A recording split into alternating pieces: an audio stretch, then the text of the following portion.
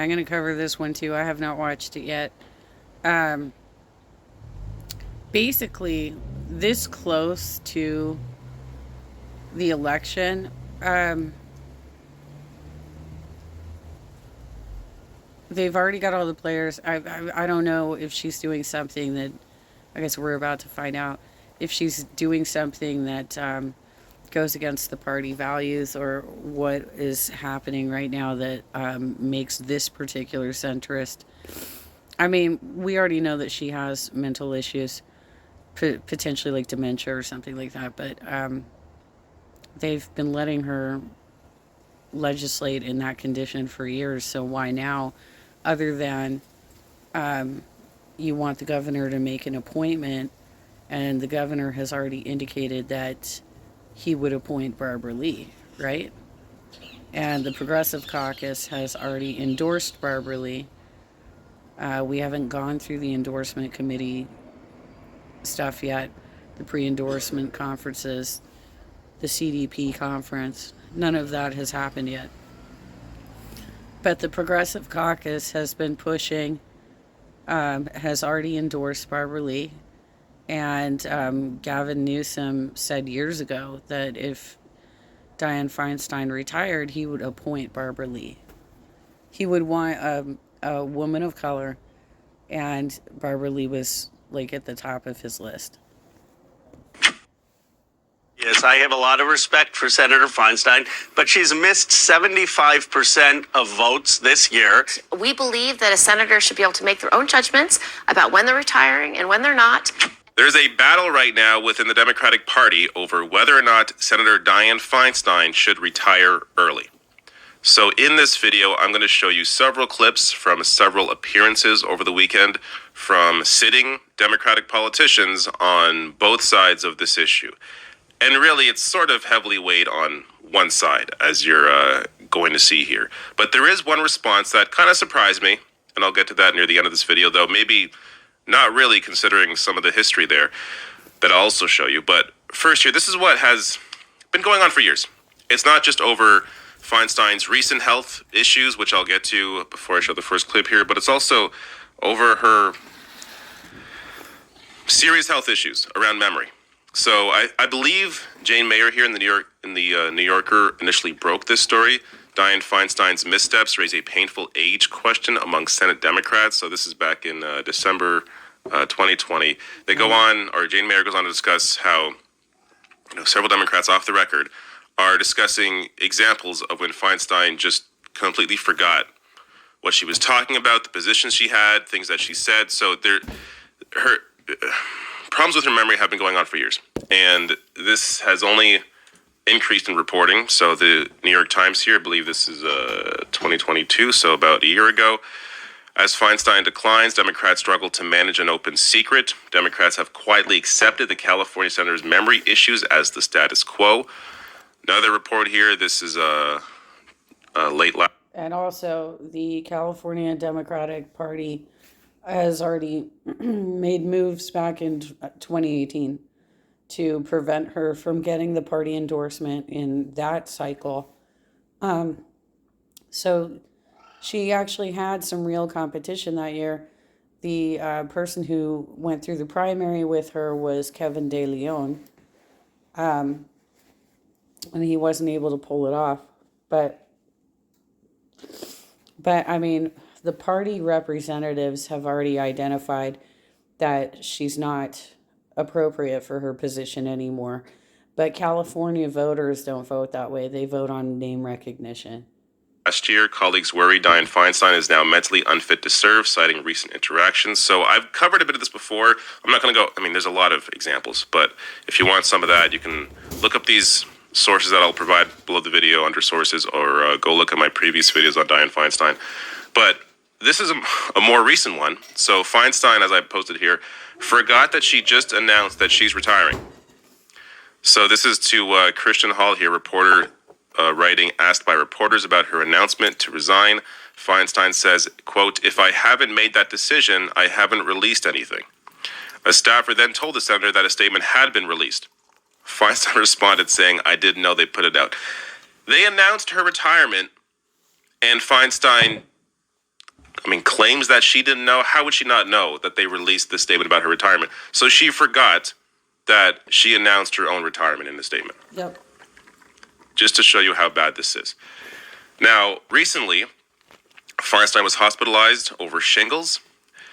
She was more recently, I should say, 7 days later, I believe, or maybe that day, was released. So she says, "Want to thank everyone. I'm recovering at home now while I continue receiving treatment." So this was over a month ago.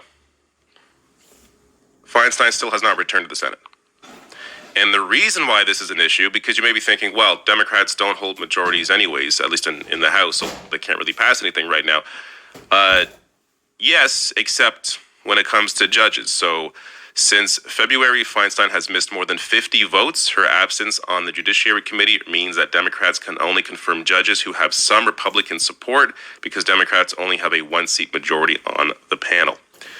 So let me get to Ro Khanna here, who has really been pushing this issue to his credit, saying it's time for Feinstein to resign. We need to put the country ahead of personal. No, it's not to his credit. He endorsed the entire slate that is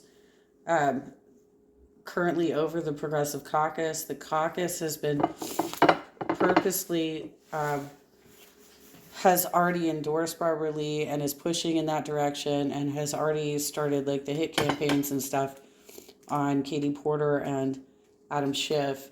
So no, I don't trust anything that's coming out of Ro Khanna. Loyalty, while she has had a lifetime of public service, it is obvious she can no longer fulfill her duties. Not speaking out undermines our credibility as elected representatives of the people. And I completely agree. So here he is over the weekend on Fox News Sunday discussing his position on this. You've taken heat for saying that Senator Dianne Feinstein should resign after weeks of being out for medical care. You also responded to a tweet. Somebody was criticizing you about that, and you said it's just common sense and added this: "There's no job I know of where you can just continue to not show up and people think that's perfectly fine. We live in a democracy. The people are the boss." Now, Senator Fetterman has been out longer than she has. Is your concern just about her, or would you say it also applies to him as well? Well, only in Washington would you get criticized for saying something so obvious. I have a lot of respect for Senator Feinstein, but she's missed 75% of votes this year.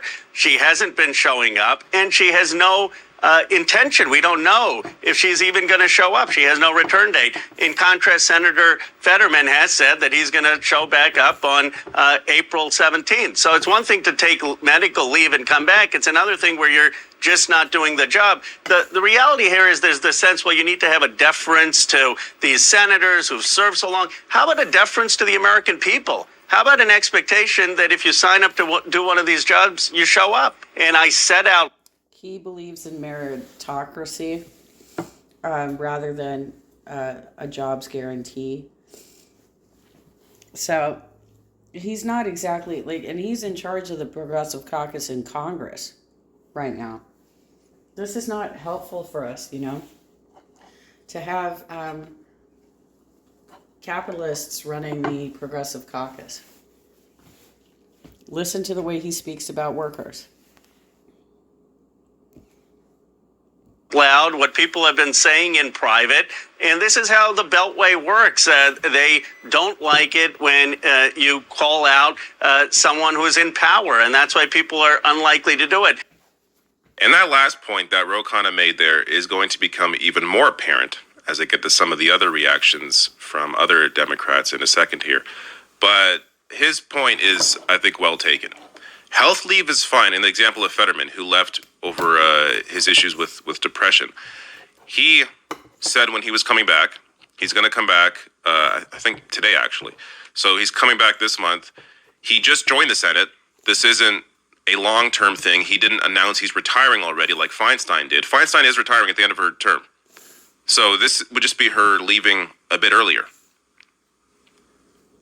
This is a much different situation than some of the other examples that defenders of Feinstein have attempted to bring up. So let me get to Kirsten Gillibrand, Senator Kirsten Gillibrand of New York, and her position on Feinstein. You think it's time for her to step down? Dianne Feinstein is an extraordinary senator, and she's been a role model and a mentor to me my entire career. I sit with her on the Intelligence Committee. She asks some of the most searing, pointed questions of anyone on that committee.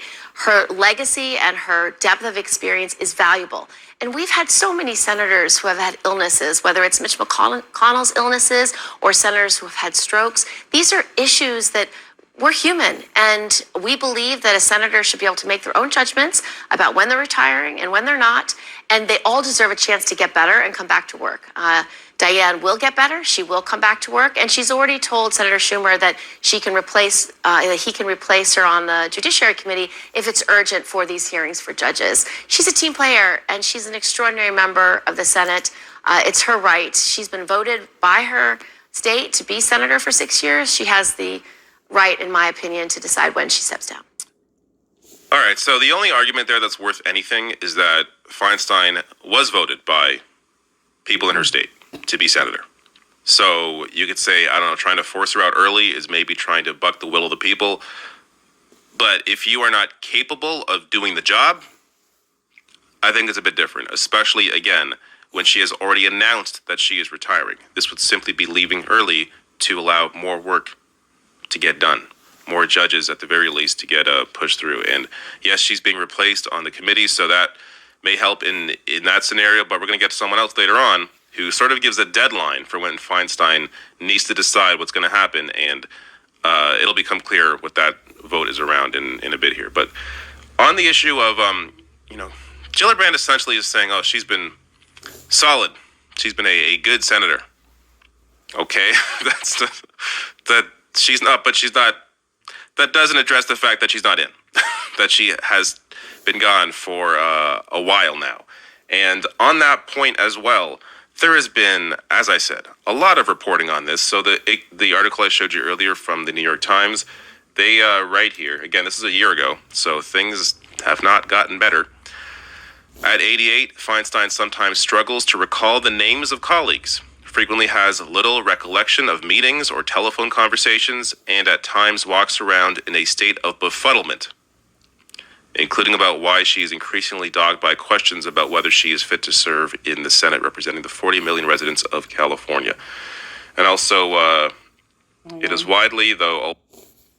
This same group of people who are calling for this right now, and which I would have been totally down with had it happened earlier in her term. But at this point, you actually have a race going on, and it will be disruptive to the race, and it's going to subvert the will of the people who have now several options for this seat rather than having to just deal with an appointment from the governor. But they don't care. They don't care unless, and they're perfectly happy with incapable candidates so long as those candidates are going to be a vote for them. So, for example, one of the activists who ran in Orange County was completely unqualified for the roles he was running for. But the progressives all lined up behind him simply because he said he would vote for Medicare for all. That's it. We had another one that was running in San Diego, same situation, totally unqualified to be a congressperson. And for that reason, we were unsuccessful in getting her any sort of support. And I was advised by PDA leadership, we support those who will be a vote for us, regardless if they're lawyers or they have the ability to actually write up the legislation or whatnot. Because potentially they could hire somebody in their staff who would be the law writer. They have a staff, right? So there is a staff prepping Dianne Feinstein and working with her at all times. Obviously, her health is in decline. I think, removing her from that committee was a great idea. Put somebody else there so you still have your majority. But if all you need these warm bodies for is a vote, then just work with her staff and tell her where to vote on these things. always privately acknowledge that Ms. Feinstein suffers from acute short-term memory issues that on some days are ignorable, but on others raise concern about among those who interact with her. And there are, again, many examples in all these articles. I will link below the video under sources on YouTube. But let me get to the next person here. This is Tammy Baldwin, another senator, and her position on Feinstein. There's been some calls for her to resign now. Where do you stand on this? Well, I certainly wish Senator Feinstein well, and am pleased that she has made the decision to have a fill-in on her seat on the Judiciary Committee. I think that is really an important and responsible thing to do during her absence, because we have President Biden's nominees waiting for hearings and votes, and we want to keep that moving. But I wish her well and hope she returns to the Senate very soon. Do you think these calls for her to resign are appropriate? Look, it's up to Dianne Feinstein and her family to decide whether she wants to keep on serving. And she's had a remarkable record, and I respect that. So Tammy Baldwin there, sort of at the same line as Gillibrand, but I think skirting the question a little more around whether or not Feinstein should be asked to retire. All these senators, they work directly with Feinstein. They have to know her mental situation. They have to know that she is not fit to be there. But they are in a position, as Ro Khanna pointed out, where they would have to essentially buck the establishment. And maybe at the same time they worry, well, if they get up in the years, are they going to face the same, a similar push to get out? So at this point, maybe they don't want to make their voice heard too strongly around Feinstein and retirement because they don't want to face the same scrutiny when they get up in years as well. But if you're in a position, or if you're in the state where you simply can't do the job properly, look, this is a delicate situation. Some people are, offended by this idea. They're calling it ageist to try and push Feinstein out. You are, as a senator, you are a public servant.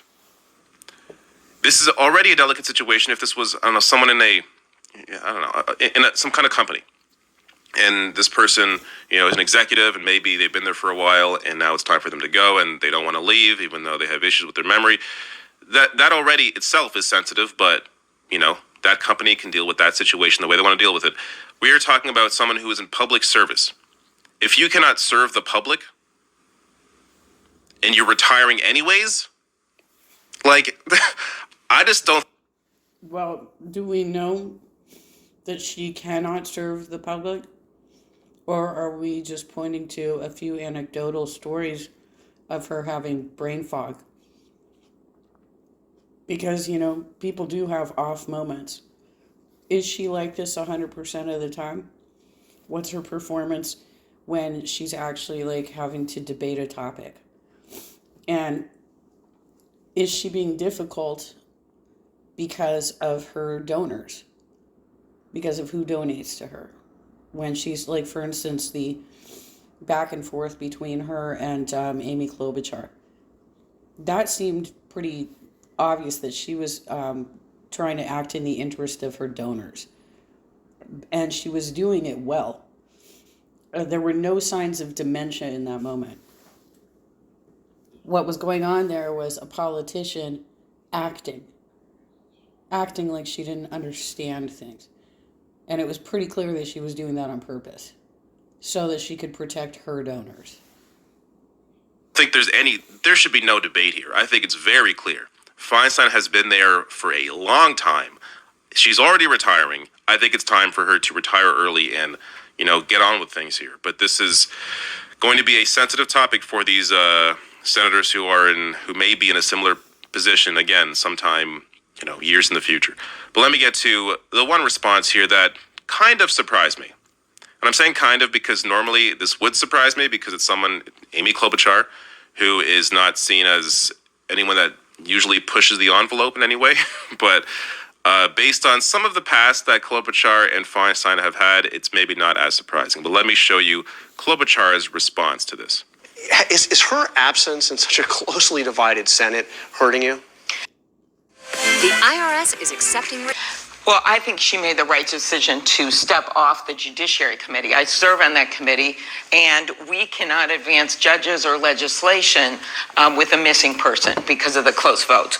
So basically, in the next week or so, you're going to see Senator Schumer, probably sooner than later, putting forward a name, and then the Senate, as they've done in the past, can vote to put this person on unanimously. That's what happened when you had Bob Dole resigning to run for office. But you don't think Republicans are going to try to block that? I don't know. I sure hope not, because that is against the precedent of the Senate and how we've run things. But that's the first thing, so she did the right thing.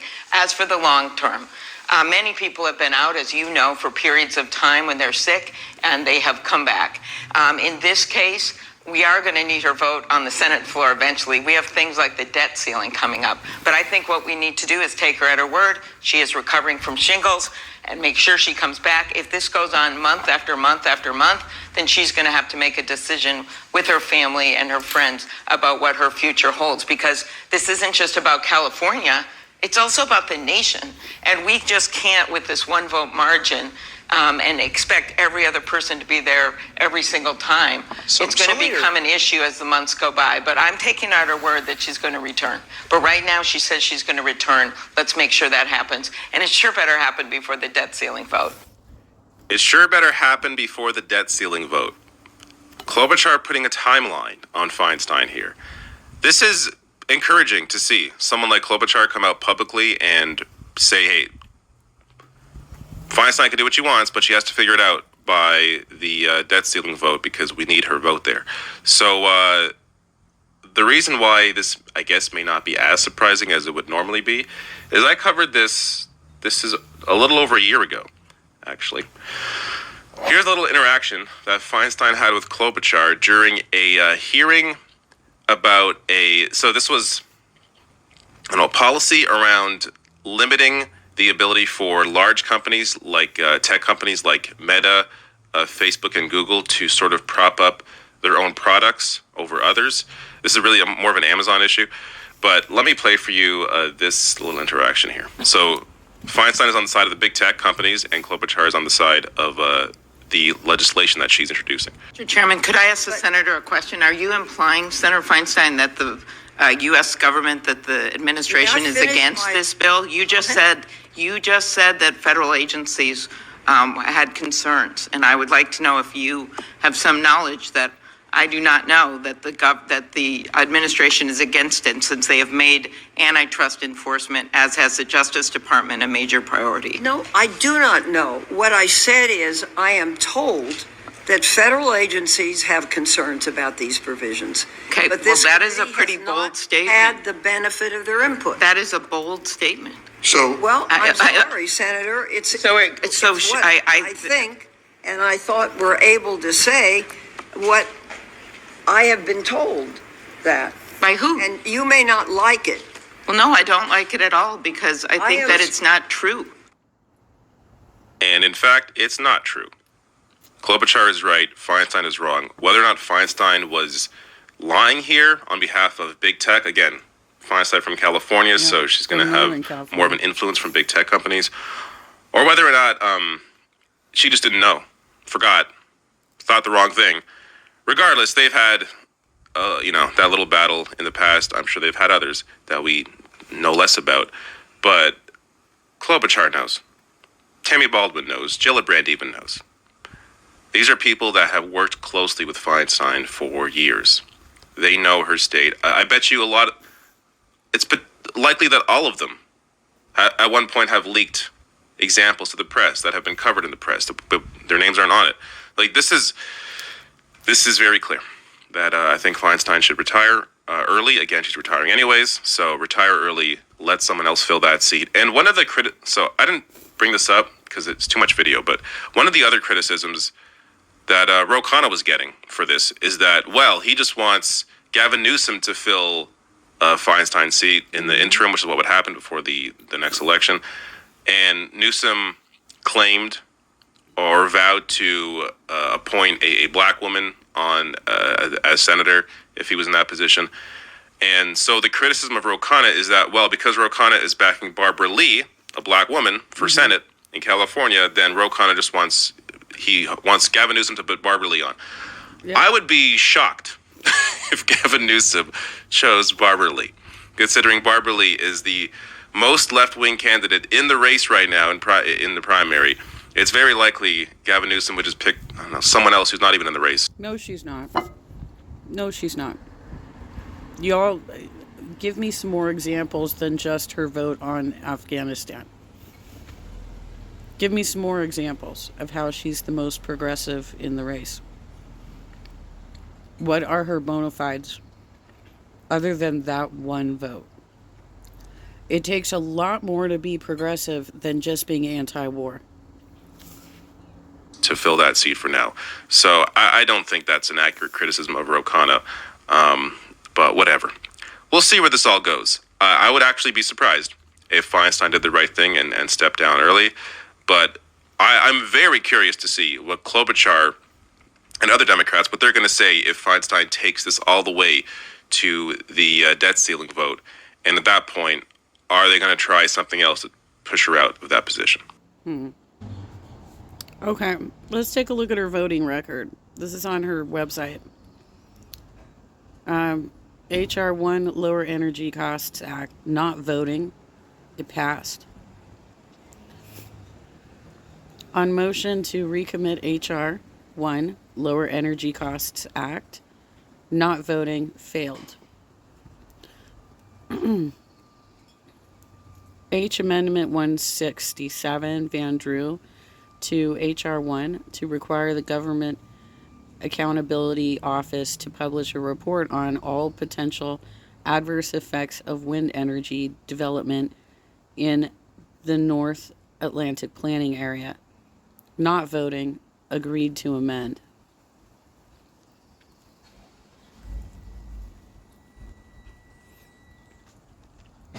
H Amendment 166, Smith, to HR 1 to require a Government Accountability Office study of sufficiency of the environmental review process for offshore wind. Not voting, agreed to amendment.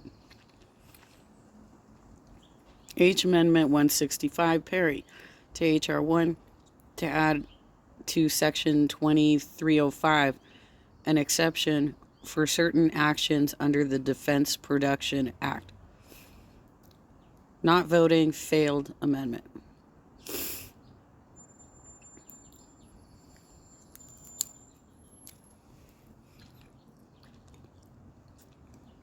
H Amendment 162, Ogles, to HR 1 to provide that any entity subject to the jurisdiction of the government of the People's Republic of China or any entity that is owned by the government of the People's Republic of China may not acquire any interest with something. I think this is the TikTok one that they're working on, right? Or it's potentially related to that. Not voting, agreed to amendment. So these are all amendments. Let's skip through and get to the actual votes.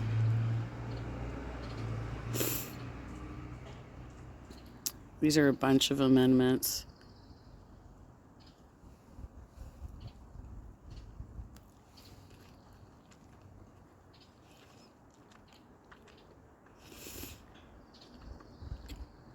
I'm trying to see where she actually voted on something while I'm having a quesadilla.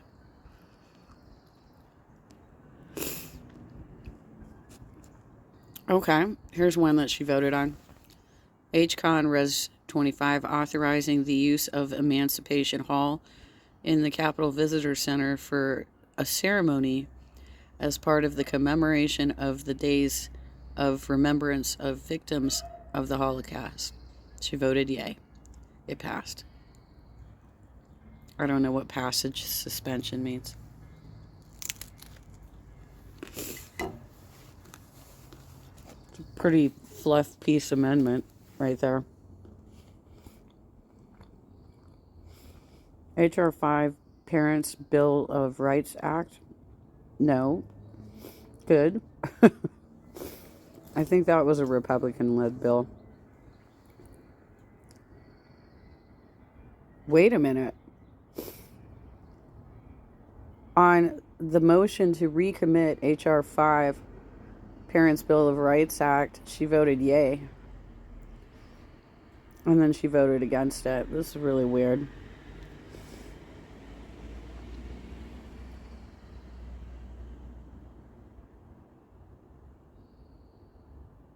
One of the amendments to H.R. 5 to ensure all funds made available under the Elementary and Secondary Education Act of 1965 after the date of the enactment shall be consolidated and awarded to each state. Oh. Okay.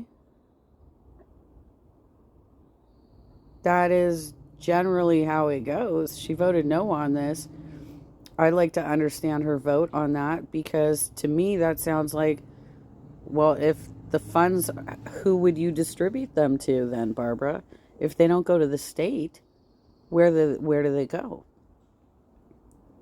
You're going to have the federal government distribute the funding directly to school districts? Don't you think that would be an overly complicated administrative burden?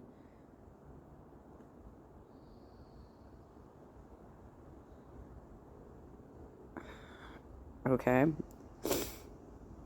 Here's another amendment to H.R. 5 to allow Title I funds to follow the students to the school they attend, public, private, or homeschool. These funds may be used for educational and instructional materials, tutoring, tuition for private school. I'm glad she voted no on that, because that's like, they've been trying to push vouchers since the 90s. Here's another one to H.R. 5 to establish parents' right to be informed of non-curriculum based initiatives and events, and allows parents to opt in their children to such initiatives and events. Voted no. That already exists, by the way. They just want to expand it. The Republicans want to expand it to an outrageous level where their kids are just going to be completely ignorant. But yes, you can opt out of field trips. You can opt your kids out of sex ed training. Here's another one to H.R. 5 to add a sense of Congress that the authority of the Department of Education and the Secretary of Education to operate or administer any office or program related to elementary or secondary education should be terminated. Let me look at this. What the fuck? You're on Mastodon now. Okay.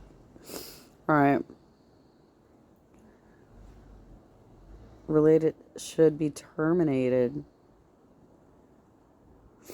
This was a vote to approve or reject amendment by Tom Massey. The title of the amendment is H Amendment 124 Massey to H.R. 5.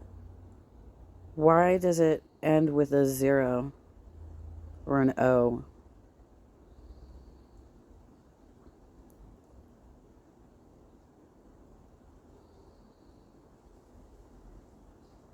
I don't know what this would do. But they try and get crafty around allowing private businesses to come in and create charter schools with much less restrictions on curriculum. They don't have to follow the state curriculum like public schools do.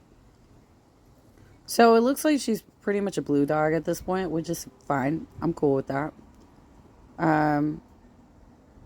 To revise the bill to include the right to timely notice of any major cyber attack against their child's school that may have compromised student or parent information. Yeah.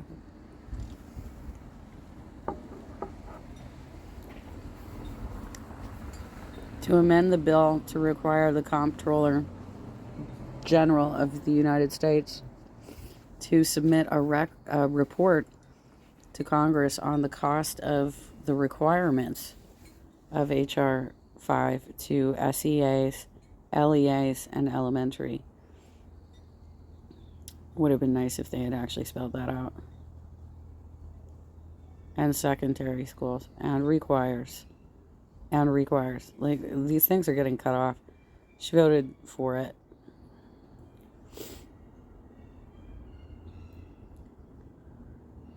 Oh, there's a typo in this one. Another one to H.R. 5, to prohibit federal funds under Title I and Title II from going to a local educational agency unless they hold an open enrollment period.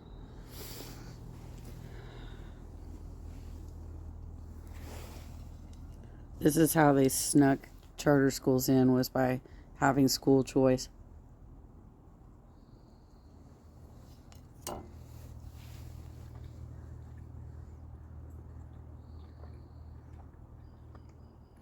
But then they're really weird about it too. Okay, she voted no on that. To add a private right of action for parents to hold schools accountable for not honoring the rights set forth in Title I and Title II of this bill. No. To hold them accountable.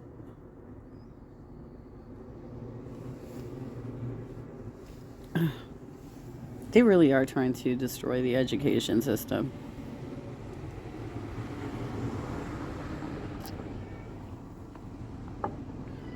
Okay, this is also H.R. 5. To strike line 1 and all that follows in H.R. 5 and replace with new text. Let's just rewrite the whole thing, shall we? Let's like strike the whole damn thing and let's rewrite it. Providing for congressional disapproval under Chapter 8 of Title 5, United States Code, of the rule submitted by the Department of Labor relating to prudence and loyalty in selecting plan investments and exercising shareholder rights.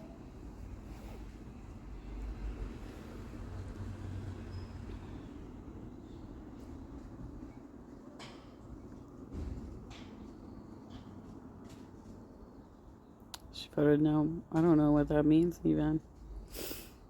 Providing appropriate recognition and treatment needed to enhance relations with ASEAN Act. She says yay. All I can say is that she's not a bad candidate. She's a great candidate. But we're already in the process now. And because we're already in the process and y'all waited so long to pull Feinstein, we now have 3 congressional seats. One that is in a red district, like a purple district. The other 2 are, Barbara's in Berkeley, and Adam is in Burbank, and Atwater Village in Hollywood, Pasadena. He's got a pretty establishment blue district, and since they've all announced that they're running for U.S. Senate, that means they are not running for their districts again. So we have a power vacuum happening right now, and I don't know why Ro Khanna and his minions have decided to back somebody this early. Because when you look at their fundraising ability, Katie is number 2 right behind Kevin McCarthy in the House. And Adam Schiff has been doing this for years. He has big donors too. He's in the top 10. I'm fairly certain of it. Barbara has struggled with fundraising. But she doesn't need as much because she's over Berkeley, you know? So her ability to win the entire state might be a little more challenging. I still think Katie would be great, but I'm going to be fine if Barbara wins. I'm not going to be fine if an appointment is made, cutting out the entire process.